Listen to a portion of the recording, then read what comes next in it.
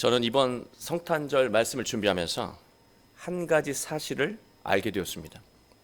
제가 지금까지 성탄절 말씀을 신앙인의 관점으로 준비해 왔음을 알게 되었습니다.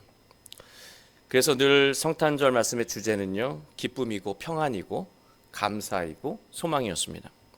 그런데 이번 성탄절에는 아들을 일찍 떠나 보내야 하는 어머니 마리아의 관점에서 아들의 태어남을, 그리고 자신이 그리스도의 삶을 살다가 젊은 날에 생애를 마쳐야 하는 예수님의 관점에서 자신의 태어남을 돌아보고자 합니다.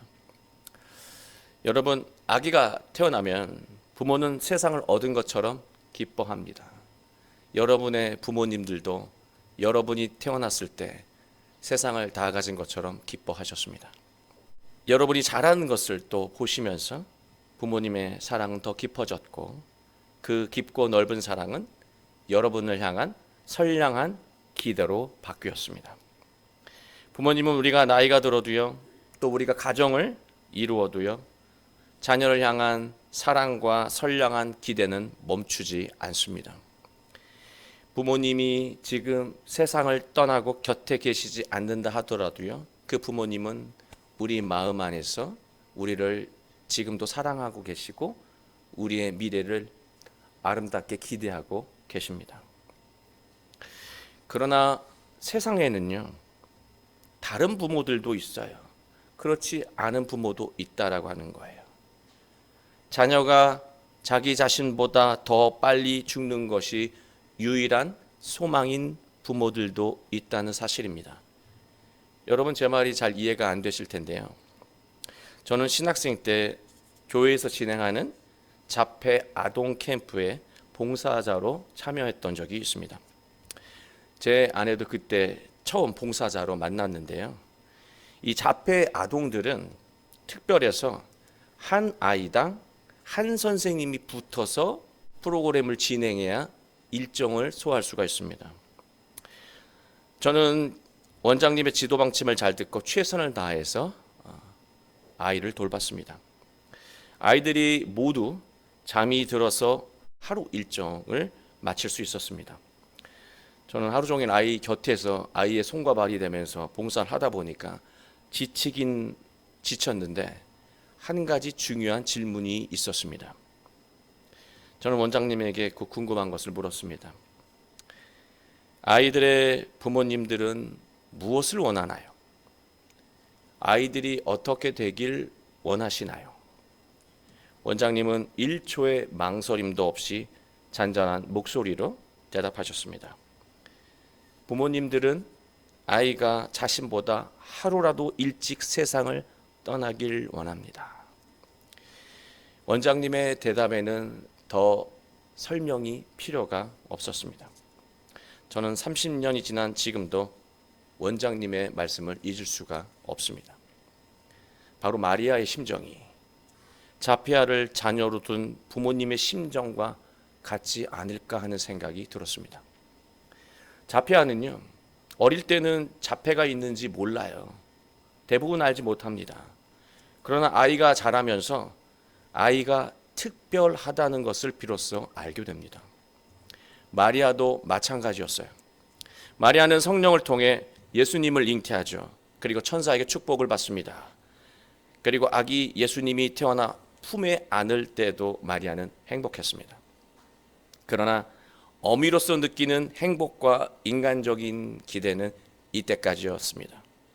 마리아는 율법에 따라 첫 아이의 정결 예식을 위해 예루살렘으로 올라갔고, 그곳에는 시므온이라고 하는 사람이 기다리고 있었습니다. 시므온은 의롭고 경건한 사람이었습니다. 시므온은 성령의 감동에 따라 예루살렘 성전으로 들어갔고 아기 예수님을 데리고 오는 마리아와 만났습니다. 시므온은 마리아 앞에서 아기를 안고 축복하며 말했습니다. 그게 34절 말씀이에요. 보라, 이는 이스라엘 중 많은 사람을 패하거나 흥하게 하며 비방을 받는 표적이 되기 위하여 세움을 받았고, 이어서 마리아 엄마에게 말합니다.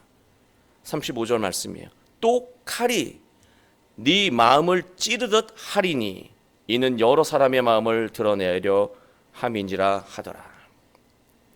아기를 향한 하늘의 축복과 그리스도의 생애를 예고하는 이 말씀은요, 우리같이 신앙인들에게는 기쁜 소식이었지만 마리아의 관점, 아들 예수 어머니의 관점에서 보면 마치 아들에 대한 시한부 선고와 같은 말씀이었습니다. 35절 말씀을 보면 마리아는 평생 가슴에 비수가 꽂힌 상태로 살아야 함을 예고하고 있어요. 우리는 마리아의 관점에서 성탄의 의미를 재발견해야 합니다. 성탄의 의미는요, 신앙이 성숙해질수록 단계적으로 변화되어야 합니다. 여전히 즐겁고 기쁘고 선물 받고 소망을 품고 이런 날로만 머물러 있다면 성장해야 한다는 거예요. 단계적으로 발전해야 한다는 것입니다. 마리아처럼 처음에는 예수님과 함께하는 것, 이 성탄절의 의미가요, 기쁨이고 행복이며 새로운 소망을 품게 되는 시작점이었습니다. 그러나 신앙이 깊어지면 깊어질수록 예수님과 함께 한다는 것은요, 이 성탄절의 의미는요, 고통이 잇따르는 책임과 순종의 과정임을 깨닫게 된다는 거예요. 실제로 예수님을 따르는 사람들은요, 육신의 기쁨과 행복 그리고 인간적인 기대를 포기해야 하는 순간과 만나게 됩니다. 그러나 분명한 것이 있습니다. 이 과정을 통해서 모든 것을 다 잃어버리는 게 아니고요, 하나님과 관계가 더 깊어집니다. 그로 인해 만족함으로 충만한 존귀한 인생을 살게 된다는 거예요. 세상의 가치와 방식을 쫓다 보면 만족이 있기는 있어요. 그러나 그 만족함은 굉장히 짧습니다.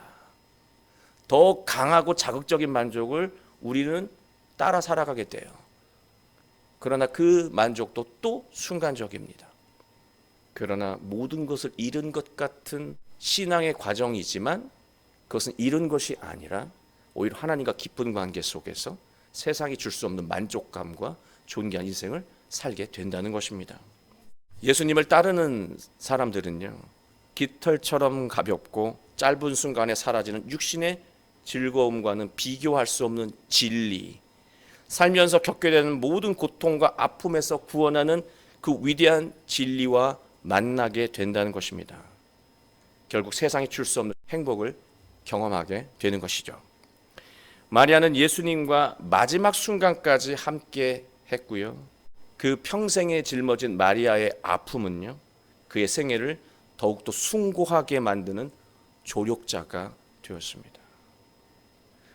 더 성숙하게, 삶을 더 진지하게, 삶을 더 소중하게 살게 하는 조력자가 되었다라고 하는 거예요. 아들에 대한 그 시한부 선고가요. 그 선고는 가슴 아픈 일이었지만 마리아의 인생은 더욱더 충만한 인생이 될 수 있었다라고 하는 거예요. 아기 예수님은 하나님의 말씀으로 영혼을 채우며 훌륭하게 성장했습니다. 처음부터 예수님이 자기 자신을 나는 그리스도야 라고 깨달은 것은 아니에요. 예수님은 어린 시절 하나님의 말씀을 배우고 깨닫는 과정에서 성경에 기록되어 있는 메시아, 그 그리스도가 바로 자기 자신인 것과 그리고 자신이 하나님의 아들인 것을 깨닫게 되셨습니다. 자신의 존재됨의 깨달음은요, 예수님에게 가슴 벅찬 감동이었고 감격이었습니다. 그러나 여러분도 잘 아시는 것처럼 시간이 흐를수록 그 감동은 고통과 아픔으로 바뀌죠. 시간이 흐를수록 예수님은 자신에게 십자가의 죽음이 다가오고 있음을 알게 되었습니다. 그때 느꼈던 감정을 말씀하시는 건데요. 지금 내 마음이 괴로우니 무슨 말을 하리요. 아버지여 나를 구원하여 이때를 면하게 하여 주옵소서.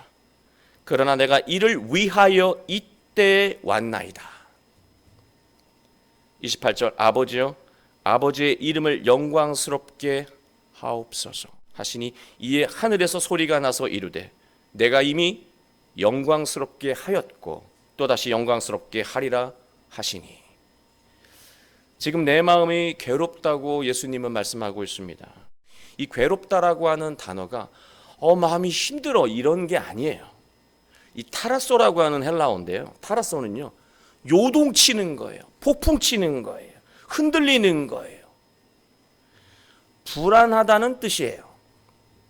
예수님도 죽음이 다가오는 현실 앞에서 극도의 불안을 느끼며 영혼이 송두리째 흔들리는 것을 경험하신 거예요. 하나님에게 이 상황만은 피하게 해달라고 간곡히 기도하고 계십니다. 저는 이 순간에요, 불경한 질문이 하나 떠올랐어요. 처절하게 고통을, 마음의 아픔을 느끼고 있으신데요, 전 예수님에게 묻고 싶었어요. 예수님, 지금 너무 괴로우시지요? 이 현실을 피하고 싶으시죠? 저는 하나 질문하고 싶어요. 예수님 태어나신 것에 대해 지금 어떤 생각이 드세요? 저는 알고 싶어서 기도했습니다. 왜냐하면 성경엔 기록되어 있지 않잖아요. 하나님은 욥기 3장을 떠올리게 하셨어요. 욥기 3장 11절에 욥이 엄청난 고통을 겪으면서 이런 고백을 합니다. 어찌하여 내가 태에서 죽어나오지 아니하였던가? 어찌하여 내 어머니가 해산할 때 내가 숨지지 아니하였던가? 욥은 지독한 고통을 겪으면서 태어남을 원망하고 있습니다. 예수님도 그리스도의 삶도 좋지만 지금 이 순간에는 모두 의미 없고 지금 죽어야 하는 나의 이 현실을 부정하고 싶으셨을 것 같아요. 정말로 그러고 계시고요. 피하고 싶어 하고 계시고요. 이 순간에 예수님에게 태어난 날의 의미는 무엇이었을까?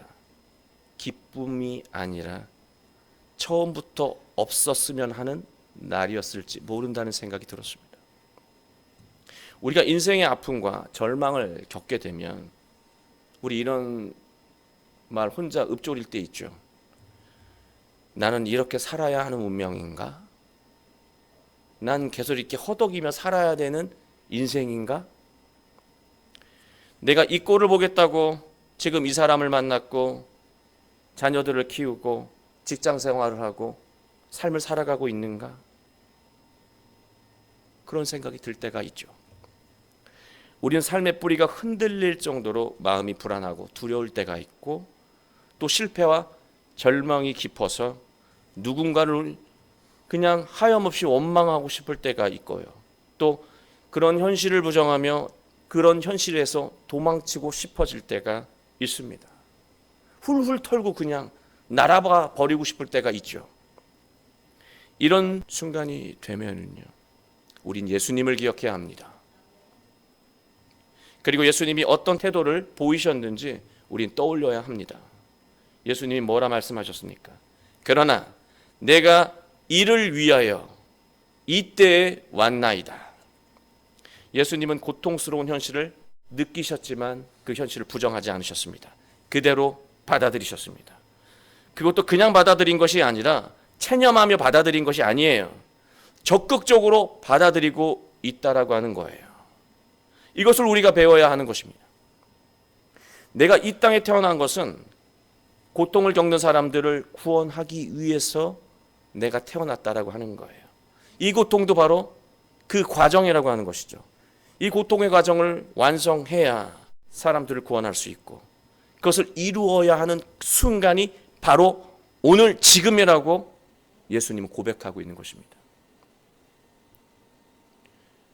하나님은 우리에게 바로 지금 오늘이야 라고 말씀하시는데 우린 바로 지금 오늘이라는 고백보단 내일입니다, 다음입니다, 훗날입니다 라고 미룰 때 있죠. 그래서 우리는 늘 고통스러운 현실, 해결되지 않는 문제를 회피하며 해결되지 않은 상태로 살아가게 되기도 합니다. 그러나 예수님은 적극적으로 받아들이셨고 그것을 하나님의 계획 안에서 그 모든 고통의 의미를 발견하셨다라고 하는 거예요. 예수님은 태어남을 부정하지도 현실을 회피하지도 않으셨습니다. 모든 일을 하나님의 계획 안에서 받아들이셨습니다. 고통과 죽음, 모든 것이 하나님의 계획이라면 지금 내가 해야 하는 것은 무엇일까? 자명해지죠. 자신을 향한 하나님의 다음 계획을, 그 하나님의 다음 뜻을 기다리는 거예요. 예수님은 자신의 삶 가운데 하나님의 영광이 드러나길 기도하셨습니다. 그게 바로 하나님의 다음 계획이에요. 근데 하나님의 영광은 십자가의 죽음으로 완성되는 것이죠.